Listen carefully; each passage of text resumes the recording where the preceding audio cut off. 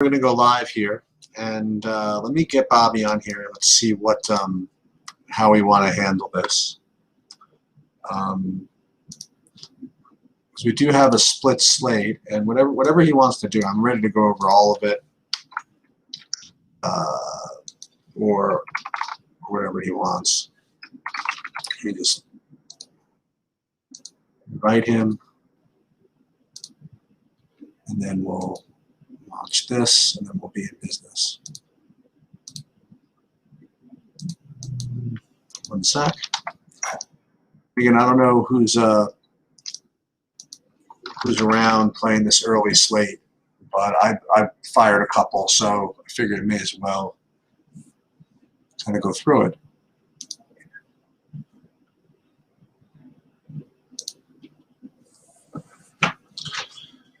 And might as well go over who I'm playing. I'm not playing. I'm not going to play FanDuel in the afternoon. I missed the bigger ones, and so I didn't enter this. What are the secondary tournament? So what I could do is I could actually do a quick review of what I'm doing this afternoon, and then I could do a preview of tonight now. Or maybe we'll record that separately. I'll just wait for him, and then we'll see what we're going to do. Oh, there he is. He's right there. Okay. So, Bobby, what do you want to do? You want to do a quick summary of the early slate, and then do you want to just summary of the early slate? No, what I was going to say is, do you want to go straight into an analysis of the later slate and make this part of one thing, or do you want to just fire up a second recording? Totally up to you, man. I can do either. So let's just do this, because this is going to show up on our YouTube channel anyway, right? Yeah. Okay. So here's our whole baseball.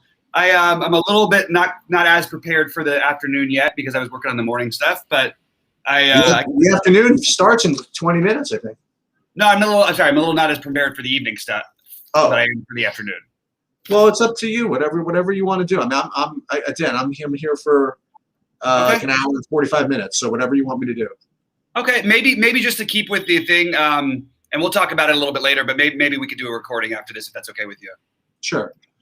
All right. So who are you playing in the afternoon? So, well, first of all, I would very much like to say that Sam Burns is making me look pretty good right now. So that's good. But I'm very big on the KC and Detroit game, both offenses. I know Turnbull's a pretty good pitcher, and I actually, like in a different path, you could use him. But I'm looking at the weather around here, and the fact that the chalkiest lineup is got the massive home run suppression, talking about like in the 30 to 40, let's just say it's above 35% less home runs than usual in Atlanta, and less extra base hits, I should say, with this kind of weather. It's that's enough of a reason for me to stay away from that. The decent medium hitting weather in Philly, and I could see easily stacking again. I'm sorry, in Washington, I could see easily stacking Philly against Corbin. I also think Corbin's in play, but I think the main thing I'm going to do is a little bit of the Philly and Washington. Mostly Hoskins and Baum would be my favorite. On the other side, it would be Turner and Soto, and then KC and Detroit are my two stacks with a slight. I actually like Detroit's spot better, but I like KC's actual lineup better. So those are the guys I'm playing mostly over there. And what about pitching? I think Patrick Corbin is a phenomenal tournament play. Like, I just think what do we have him projected to be owned here? I'm going to take a quick look because it's kind of like ridiculous. Like on a full slate with aces everywhere, I 100% know I'd be playing Corbin here. And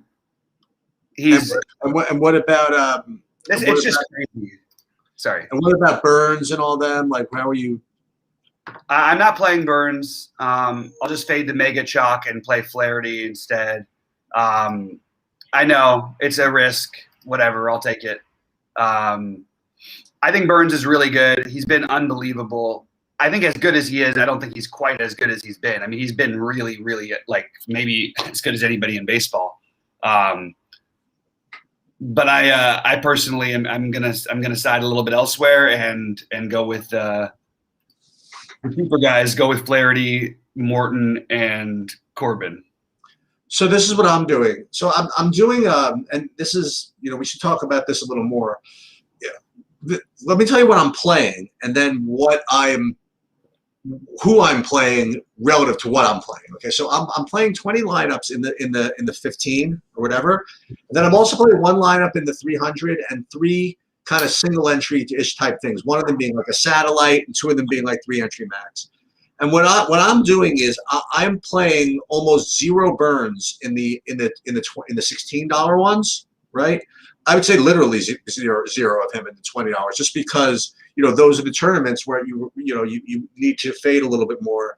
But I am playing burns in like the satellite, right, and in the in the 3 max. What I'm doing for my pitchers in like the majority of like you were saying, I have a lot of Flaherty, a lot of Patrick Corbin. I have like 50% Corbin, and I also have a good amount of Morton. I think, given what you said about the weather there, that makes me feel a little bit better about that. I was originally just going to go Flaherty Morton, and that would be the end of it. But I got into Corbin just like you, and I'm definitely. I have to say that I love what you're doing, but I'm not playing as many lineups. But in my big lineup, I do have Morton instead of Corbin. Okay. But that's because I want to use Hoskins and Baum. It's not like I don't like them. It's just I'm not going to play. I don't think you quite need to play pitchers against hitters here. So what I'm doing hitting wise is I am playing some of the weather problem. I am playing in some Atlanta, Detroit, and those are my highest owned in the early slate. The Atlanta and the Detroit and Kansas City, like you said. So we're pretty much on similar things. If you're fading the Atlanta stuff more than I am. And I do have one or two White Sox, and I got to that, and that's pretty much where I am. So I like that you like the Kansas City and the Detroit. So that's good. So Kansas City, Detroit, and then the only real difference between what we're doing is I'm doing more of the Atlanta, and yeah. The one guy that I would mention that I'm getting a decent amount of, who's a guy, these guys you never heard of. There's a catcher hitting 6th for the Tigers at 2K. Haas. Okay.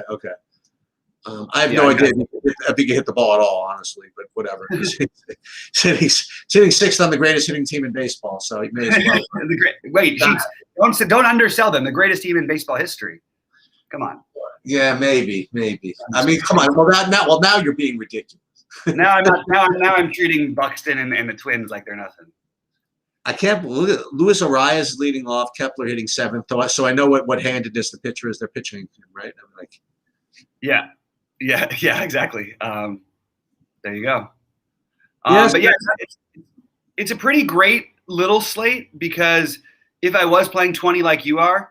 Like, I love that core. I mean, if Corbin is really – I mean, I don't know what your other projections have him at. I think he's like – again, I think there's definitely a case to be made for Philadelphia, and they hit lefties well, and they're all up and down. They can – they make a lot of sense. Don't get me wrong.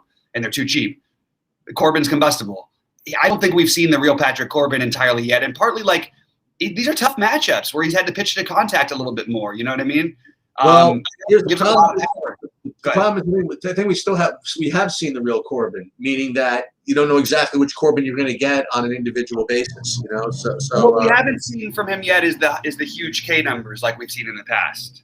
He hasn't had that 10 strikeout game, which usually was like every other. It was like usually he did 10 strikeouts and 2 runs, usually both solo home runs, and then like 3 home runs and 9 walks and stuff like that in the next game. But the guy, when he's on, is still elite, I believe. And I think it's sort of like a little bit in the Robbie Ray. I think he and Robbie Ray have a lot of similarities in terms of how you should treat them. They both give up tremendous power, walks, and that's just what I'm doing with him today. I kind of would like him in my main one, but I think Rhys Hoskins is the best actual play on the slate too. So I know it's kind of a weird thing to say, but it's a small slate. Anyway, guys, if you're in chat, drop in any questions, any last minute thoughts and ideas. We'd love to hear from you, and don't forget to like and all that stuff. I know we didn't. We are going to plan on trying to go before every main lock, so you can plan on counting on that.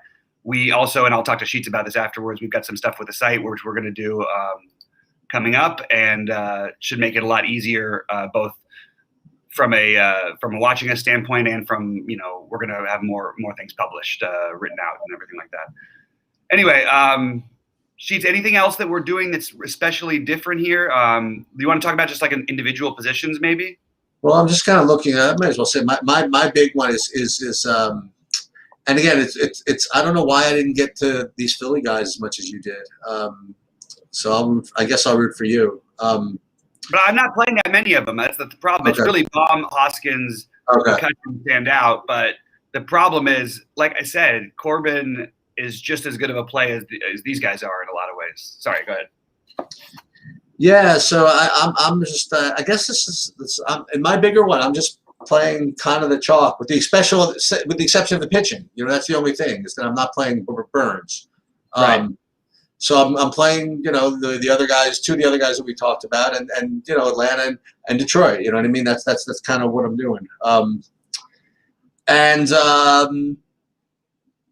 Yeah, I mean, if there's nothing else, I mean, we could. Well, I'll just take a quick look and see if there's anything worth noting on the umpires. Sure. It is an extreme hitters umpire in Chicago, and while I like Pineda as a pitcher, he does give up hard contact, can be reverse splitsy.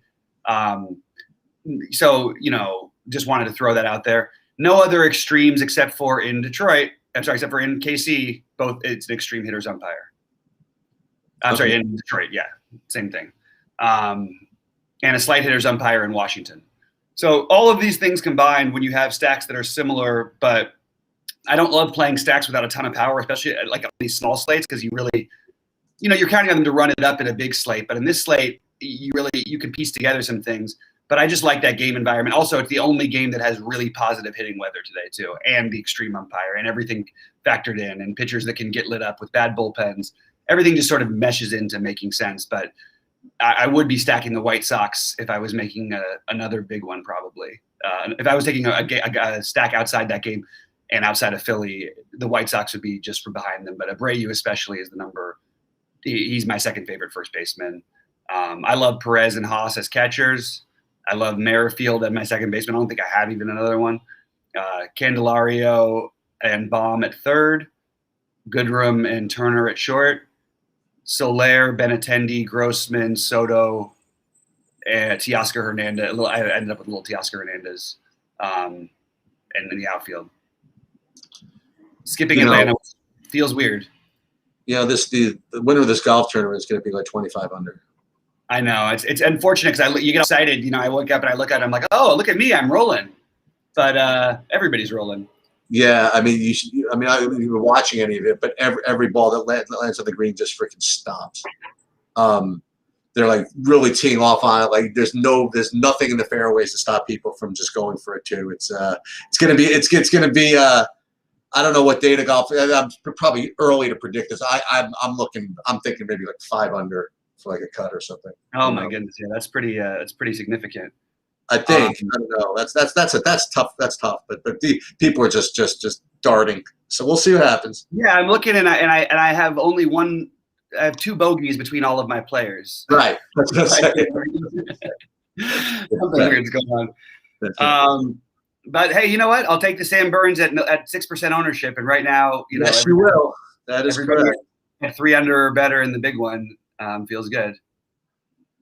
So yeah, it feels good to have like a little bit of excitement about golf because that I did commit hard to the Sam Burns thing. So hopefully you can keep going for me. Nice. Guys, anybody in chat? I know there's not that many people up this time in the morning and everything like that, and maybe you'll watch some of this later. But Sheets, if you want to go, we can jump over and do the live. Do the recording for later. Yeah. So why don't we do this? This is what I'm going to do. I'm going to stop the stream, and then so we can stay on and chat, the two of us, without being public, whatever. So we talk about other stuff, and then then you could launch the thing. So all right, guys, good luck, and we'll be back.